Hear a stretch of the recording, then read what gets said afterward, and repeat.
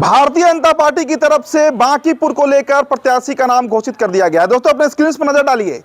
BJP ने औपचारिक चिट्ठी निकालकर नाम की घोषणा कर दी है।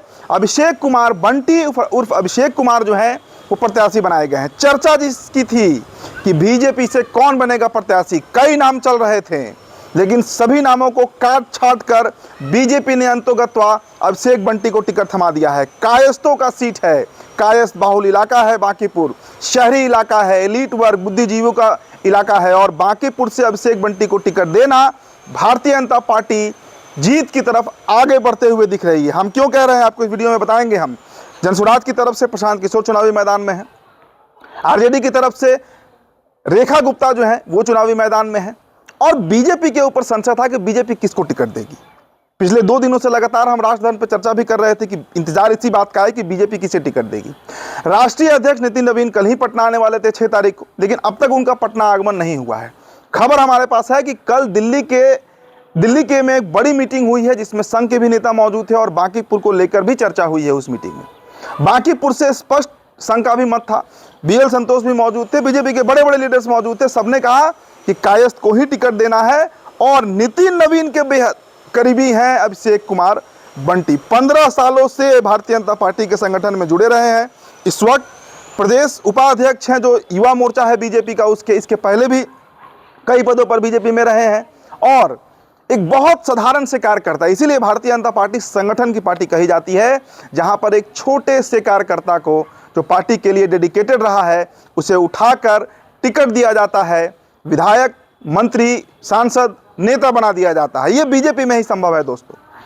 तो पिक्चर अब क्लियर हो गया है, और लड़ाई अब क्यों दिलचस्प हो गया, गणित पहले समझिए।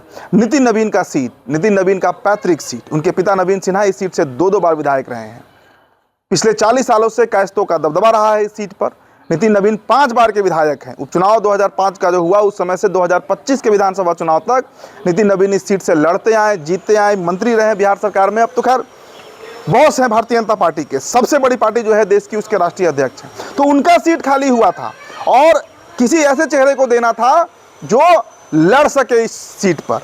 तो युवा हैं, अभिषेक बंटी के बारे में जान लीजिए। इनकी आयु 40 साल के आसपास बताई जा रही है।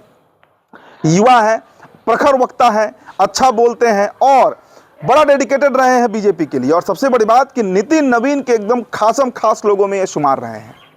तो ये नाम अब घोषित हो चुका है, और लड़ाई इसलिए दिलचस्प हो रहा है क्योंकि रेखा गुप्ता की जो एंट्री हुई है चुनावी मैदान में, आरजेडी की तरफ से जो टिकट लेकर आई हैं, प्रशांत किशोर के लिए अब लड़ाई आसान नहीं रहा। अगर महागठबंधन का समर्थन मिल जाता प्रशांत किशोर को, तब लड़ाई दिलचस्प होता, तब लड़ाई टफ हो जाता बीजेपी के लिए। लेकिन रेखा गुप्ता जो कि उतरी है, आप याद कीजिए जो पिछला चुनाव अभी 8 महीने पहले संपन्न हुआ बिहार में, 47,000 वोट मिला था रेखा गुप्ता को, 97-98 हज़ार वोट आया था नितिन नवीन को। 50 से 52,000 वोटों का अंतर रहा था बीजेपी और आरजेडी के प्रत्याशी के बीच। इसमें प्रशांत किशोर कितना सर्वाइव करेंगे।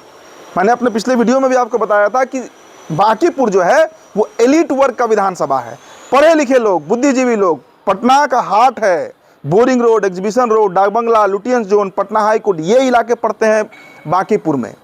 वहाँ बहुत विकास के मुद्दे पर आप चुनाव नहीं लड़ सकते हैं। बीजेपी का एक ऐसा अभेद किला है बांकीपुर, जहाँ से बीजेपी जब से चुनाव लड़ रही है एक बार भी नहीं हारी, और जीतती भी है तो दुगने वोट से जीतती है। थम्पिंग मेजोरिटी जिसे कहते हैं, 2/3 बहुमत के साथ। तो अभिषेक बंटी को टिकट मिल चुका है।